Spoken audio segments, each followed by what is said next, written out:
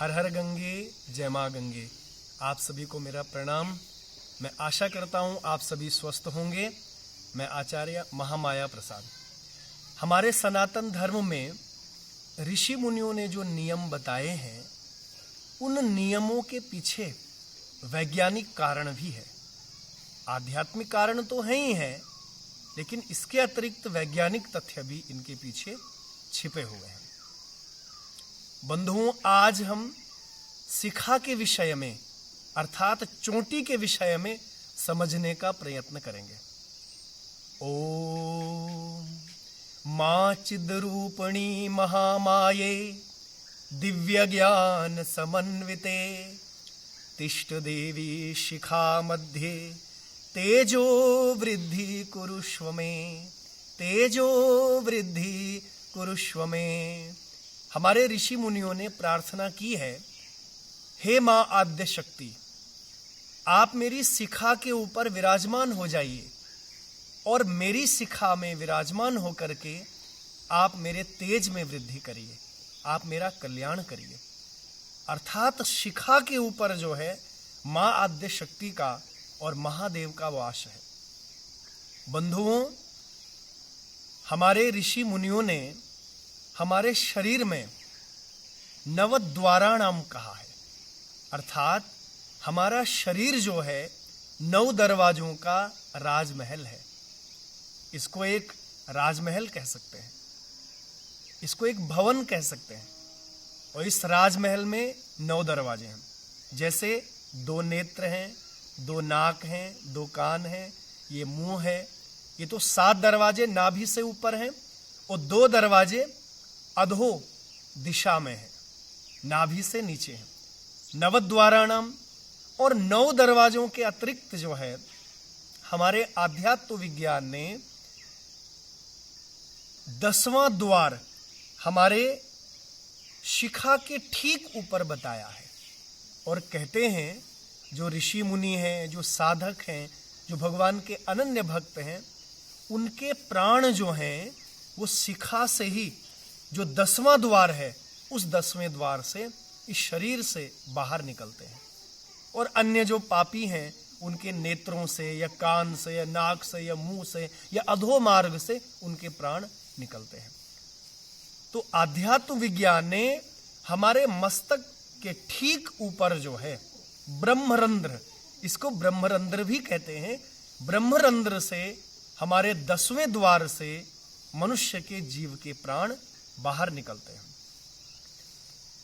बंधुओं, हमारे ऋषि मुनियों ने शिखा का प्रमाण बताया है कि शिखा जो है वह गौखुर के बराबर होना चाहिए। गौ माता का चरण जितना बड़ा है उतना ही बड़ा हमारा शिखा भाग होना चाहिए। और बिना शिखा और बिना सूत्र के, सूत्र का अर्थ यज्ञोपवीत से है, बिना शिखा और बिना सूत्र यज्ञोपवीत के किसी भी प्रकार का धार्मिक अनुष्ठान हम नहीं कर सकते हैं। यज्ञ नहीं कर सकते, जप नहीं कर सकते, तप नहीं कर सकते, दान पुण्य नहीं कर सकते, या किसी भी प्रकार का पितृ कार्य हम संपन्न नहीं कर सकते हैं। और हमारे ऋषि मुनियों ने तो शास्त्रों में बताया है, विशिखोव्या विशिखोव्या उपवीतस्या यत् करोति ना तत्, यत् करोति ना तत्। नहीं करने के बराबर है, नहीं करने के बराबर है जिन्होंने शिखा और सूत्र धारण नहीं किया है और वो दान पुण्य कर रहे हैं, भगवान की भक्ति भाव कर रहे हैं, उसको भगवान स्वीकार नहीं करते। ऐसे हमारे ऋषि मुनियों ने कहा है। इसलिए बंधुओं, हमारे शरीर में, हमारे जीवन में शिखा और सूत्र यज्ञोपवीत का बहुत बड़ा महत्व है। और हिंदुओं की पहचान, भारतीयों की पहचान तो शिखा से, चोटी से ही और हमारे सूत्र से, यज्ञोपवीत से ही है। अर्थात कौन हमें हिंदू कहेगा, कौन हमें भारतीय कहेगा। इसलिए सबको शिखा धारण करनी चाहिए और सबको यज्ञोपवीत उपनयन धारण करना चाहिए। पहली बात। दूसरी बात यह है, सनातन धर्म में जो 16 प्रकार के संस्कार बताए गए हैं, उन 16 संस्कारों में जो चूड़ा कर्म संस्कार है, बंधुओं, चूड़ाकर्म संस्कार का उद्देश्य ही शिखा रखना है। उसी दिन से शिखा को रखना चाहिए। शिखा रखना ही चूड़ाकर्म संस्कार का मूलभूत कारण है। इसलिए अपने बच्चों की शिखा रखिए, आप उनका यज्ञोपवीत संस्कार करवाइए। ये तो हमारा धार्मिक पक्ष है। और बंधुओं, इसके अतिरिक्त जो वैज्ञानिक तथ्य है, वैज्ञानिक कारण है, हमारे इस मस्तिष्क के भाग को विज्ञान ने, मेडिकल साइंस ने पाइनल ग्लैंड कहा है। ये पाइनल ग्लैंड है। और बंधुओं, पाइनल ग्लैंड के नीचे एक पिट्यूटरी नाम की ग्रंथि होती है। आप सभी बुद्धिजीवी हैं। पिट्यूटरी नाम की ग्रंथि होती है। और पिट्यूटरी नाम की जो ये ग्लैंड है या ग्रंथि है, इसका कार्य जो है एक विशेष प्रकार का रस स्राव करना है। रस का अर्थ है हार्मोन्स। हमारे शरीर में जो हार्मोन्स का निर्माण होता है वो पिट्यूटरी ग्रंथि के कारण ही होता है। और आप सभी बुद्धिजीवी, विज्ञान को पढ़ने वाले, आप सभी पिट्यूटरी ग्रंथि के विषय में और हार्मोन्स के विषय में आप पढ़ते हैं। हमारे शरीर की जो वृद्धि होती है, हमारी बुद्धि जो विकसित होती है, या हमारे शरीर में जो उतार चढ़ाव आते हैं, उनका कारण, मूलभूत कारण वही हार्मोन्स हैं। वही हार्मोन्स कारण हैं। तो बंधुओं, उस हार्मोन्स की रक्षा के लिए, या कहेंगे पिट्यूटरी ग्लैंड की रक्षा के लिए जो है शिखा का होना अति आवश्यक है। शिखा का होना, शिखा का रखना जो है वो अति आवश्यक है। हमारे बहुत बड़े संत कह लीजिए, ऋषि मुनि कह लीजिए, बहुत बड़े वैज्ञानिक कह लीजिए, सुश्रुत ने आयुर्वेद में लिखा हुआ है बंधुओं, आयुर्वेद में लिखा है कि शिखा भाग जो है, शिखा जो है वह बहुत महत्वपूर्ण भाग है। शिखा बहुत महत्वपूर्ण भाग है और इतना कोमल भाग हमारे शरीर का है। यदि किसी प्रकार का बाह्य आघात यदि हमारे इस मस्तिष्क पर यदि हुआ, किसी प्रकार का बाह्य आघात यदि हुआ, तो तत्क्षण जो है मनुष्य की मृत्यु भी हो सकती है। अर्थात इस सूक्ष्म भाग की रक्षा के लिए, इस कोमल भाग की रक्षा के लिए शिखा को रखना अति आवश्यक है। शिखा का होना अति आवश्यक है। केवल हमारे भारतीय ऋषि मुनियों ने ही नहीं, केवल भारतीय वैज्ञानिकों ने ही नहीं, अपितु विदेशी वैज्ञानिकों ने, विदेशी दार्शनिकों ने जो है शिखा के महत्व को समझाया है। ऐसे ही विदेशी वैज्ञानिक, विदेशी दार्शनिकों में डॉक्टर मैक्स मुलर का नाम सर्वोपरि आता है। डॉक्टर मैक्स मुलर शिखा के महत्व को बताते हैं। और इसके अतिरिक्त जो है सर चार्ल ल्यूक ने भी शिखा के महत्व को कहा है। और चार्ल ल्यूक ने बताया है कि यह ज्ञान वृद्धि का स्रोत है। यह जो भाग है, यह ज्ञान वृद्धि का स्रोत है। और शरीर का संचालन जो है इसी भाग के द्वारा होता है। बंधुओं, आप सभी जानते हैं कि मस्तिष्क जो है हमारे शरीर में सबसे महत्वपूर्ण भाग है। संपूर्ण शरीर का जो संचालन होता है वो मस्तिष्क के द्वारा ही होता है। और सर चार्ल ल्यूक ने कहा है कि इसी भाग के द्वारा शरीर का संचालन होता है और इसी भाग के द्वारा जो है यह शरीर में ज्ञान वृद्धि करता है। अर्थात इसकी रक्षा करना अति आवश्यक है। चार्ल ल्यूक ने कहा, इसीलिए मैं शिखा धारण करता हूं। बालों का गुच्छा, शिखा जो है या जटा जो है, इसीलिए मैं धारण करता हूं ताकि इस कोमल भाग की मैं रक्षा कर सकूं, इस महत्वपूर्ण भाग की मैं रक्षा कर सकूं।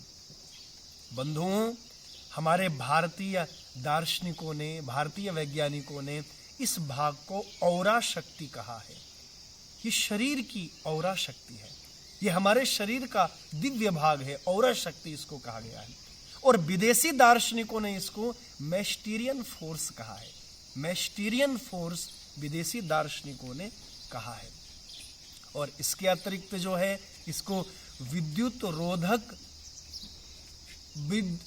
प्रतिरोधक यंत्र के रूप में भी हम शिखा को ले सकते हैं। जितने भी भवन वास्तु शास्त्र के अनुरूप निर्मित हो रहे हैं बंधुओं, उनके ऊपर विद्युत प्रतिरोधक यंत्र लगे हुए हैं ताकि किसी भी बाह्य आघात से हमारे शरीर को बचाया जा सके। तो शरीर पर जो विद्युत प्रतिरोधक यंत्र है उसको शिखा माना जा सकता है।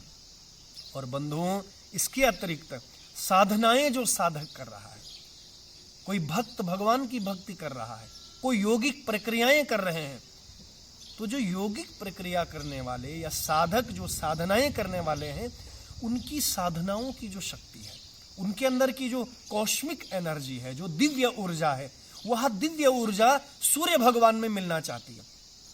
क्योंकि ऊर्जा का अथाह भंडार जो है वो केवल मात्र भगवान सूर्य नारायण ही है, और ब्रह्मांड की प्रत्येक ऊर्जा जो है वह भगवान सूर्य नारायण में ही मिलना चाहती है। तो बंधुओं, जो साधक के अंदर की जो ऊर्जा है, दिव्य ऊर्जा है, वह सूर्य भगवान से मिलना चाहती है।